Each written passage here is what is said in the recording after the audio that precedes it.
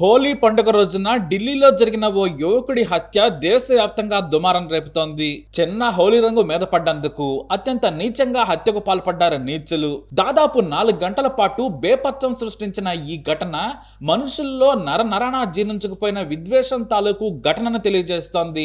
మన అసలు ఏం జరిగిందో ఈ స్టోరీలో చూద్దాం. ఢిల్లీలోని సౌత్ వెస్ట్ ప్రాంతంలోని జేజే కాలనీలోని ఉత్తమ్ నగర్ ప్రాంతం. హోలీ పండుగ రోజు కాలనీ అంతా సందడిగా ఉంది. అయితే ఉదయం 11 గంటలకు ఒక చిన్న అమ్మాయి బాల్కనీ నుంచి కిందకు తన తండ్రి మీదకు నవ్వుతూ ఓ కలర్ వాటర్ బెలూన్ విసిరింది. అది కాస్త మిస్ అయ్యి అటువైపుగా వెళుతున్న ఓ ముస్లిం మహిళకు తాకింది. అయితే పక్కనే ఉన్న బాలిక తండ్రి చూశాడు.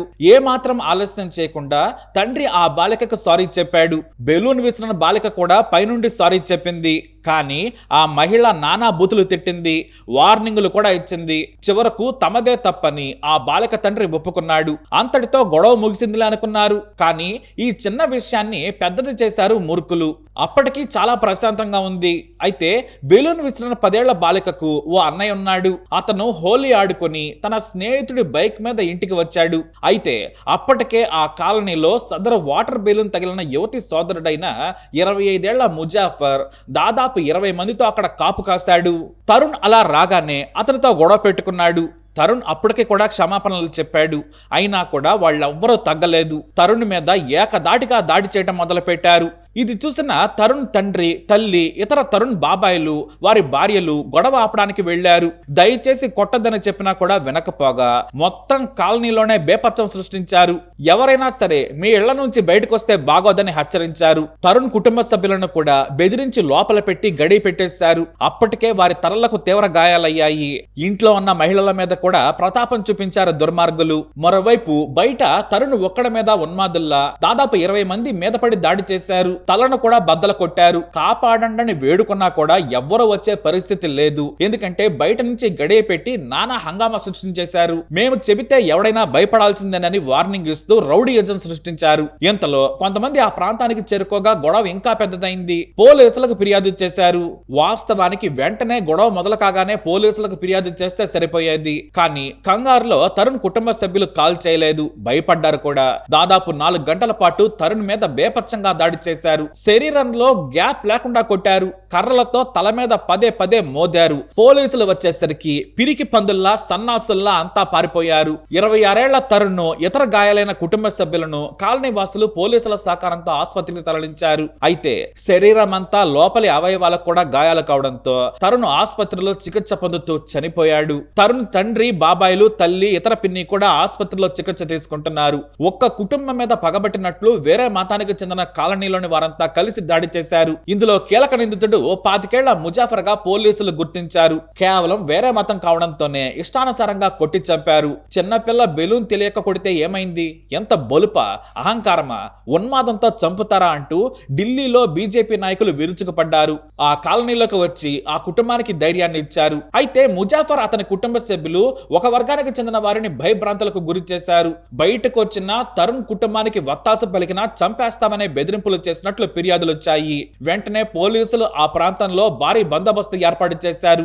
ఎవరైనా సరే బయటకు వచ్చి గొడవలు చేసినా, హింసాత్మక పనులకు పాల్పడినా తొక్క తీస్తామని హెచ్చరించారు. తరుణ్ ను చంపిన వారిలో 14 మంది కీలకంగా వ్యవహరించారని పోలీసులు గుర్తించారు. ఇందులో కీలక నిందితుడు ముజాఫర్. ఆ తర్వాత 3 మహిళలతో పాటు 7గురిని మార్చి 8వ తేదీన పోలీసులు అరెస్ట్ చేశారు. ఆ తర్వాత మరో 7గురిని అరెస్ట్ చేశారు పోలీసులు. సైరా, సర్ఫీనా, సల్మా, సుహైల్, సమీర్, ఫిరోజ్, ఇస్మాయిల్ తో పాటు తరుణ్ హత్యలో కీలక నిందితులుగా ఉన్న ఉమరుద్దీన్, జుమ్నాముద్దీన్, కమ్మురుద్దీన్, ముస్తాక్, తాహిర్ తో పాటు ఓ మైనర్ ను కూడా అరెస్ట్ చేశారు. అయితే బరి తెగించి చిన్న గొడవను మనసులో పెట్టుకుని కిరాతకంగా యువకుడిని చెప్పిన ముజాఫర్ కుటుంబంపై ఢిల్లీ ప్రభుత్వం కఠిన చర్యలు తీసుకుంది.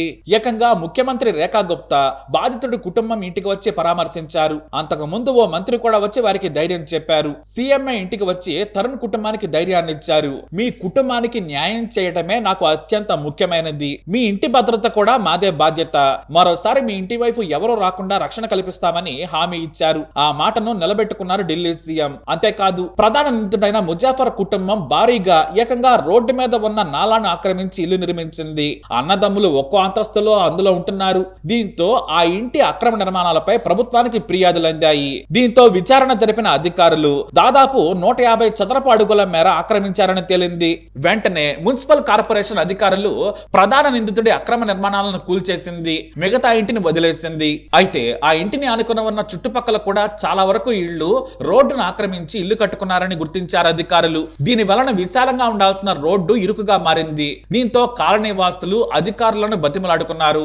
రెండు వైపుల వారు ఆక్రమించారు, మా ఇళ్లను కూలగొట్టొద్దని వేడుకోవడంతో డిమాలిషన్ స్థానిక నేతల చొరవతో ఆగిపోయింది. కానీ నిందితుడి ఇంటిని మాత్రం మేజర్ పార్ట్ ఇంటిని కూల్చేశారు. మరోసారి ఎవరైనా సరే తీవ్రమైన హత్యలకు నేరాలకు పాల్పడితే జైల్లో వేయడమే కాదు, యూపీ సీఎం యోగి తరహాలో ఆస్తులను కూల్చేస్తామని ఢిల్లీ బీజేపీ సర్కారు దీన్ని ఉదాహరణగా చూపించింది.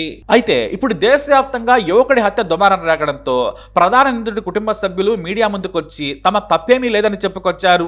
మా వైపు స్టోరీ వినడం లేదని కన్నీటి పర్యంతమయ్యారు. కానీ జర్నలిస్టులు వారిని నిలదీశారు. ఒక మనిషి ప్రాణం తీసిన తర్వాత ఇక మీ వైపు స్టోరీలో నిజం ఉన్న దండగే ఒకడి మీద అంతమంది పడి దాడి చేస్తారని నిలదీశారు. పైగా 4 గంటల పాటు 20 మందికి పైగా చేసిన బేపచ్చాన్ని కాలనీవాసులందరూ చూశారు. ఎంతకంటే ఏం సాక్ష్యం కావాలని అన్నారు. 10 ఏళ్ల పాప తండ్రి మీదకు విసరబోయిన కలర్ వాటర్ బెలూన్ ఓ మహిళకు తాగినందుకు హత్య చేశారు నీచులు. సారీ చెప్పాక ఇష్టం వచ్చినట్టు తిట్టిపోయింది మహిళ. మీ అంతు తెలుస్తానంది, వెళ్లి రెచ్చగొట్టింది. దీంతో అణువణువున విద్వేషం నింపుకున్న నీచులు ఏకంగా ఓ యువకుడి ప్రాణం తీశారు. 3 సోదరులకు కలిపి ఉన్న ఏకైక మగ సంతానం తరుణ్ మాత్రమే. ఆ ఉన్న ఒక్కడిని చంపేశారు నీచులు. తప్పెవరిదైనా హింస తప్పు, హత్య ఇంకా తప్పు. ఏదైనా సమస్య ఉంటే పోలీసులకు ఫిర్యాదు చేస్తే సరిపోయేది. కానీ చట్టాన్ని చేతుల్లోకి తీసుకుని రౌడీయిజం చేస్తే కుటుంబం మొత్తం జైలు పాలైంది, ఇల్లు కూలిపోయింది. అంతేకాదు, మిగతా నిందితుల ఇళ్లు కూడా పక్కనే ఉన్నాయి. వాటిని కూడా కోల్చాల్సిందేనని డిమాండ్లు వినిపిస్తున్నాయి. కానీ అధికారులు మాత్రం ప్రస్తుతానికి డిమాలిషన్ ఆపేశామని ప్రకటించారు. మరి వీరికి ఎలాంటి శిక్ష పడాలి? మీ అభిప్రాయాన్ని తప్పకుండా కమెంట్ ద్వారా తెలియజేయండి. ఈ వీడియోపై అప్డేట్స్ కోసం మై ఛానల్ ఫాలో అవ్వండి. తప్పకుండా సబ్స్క్రైబ్ చేసుకోండి.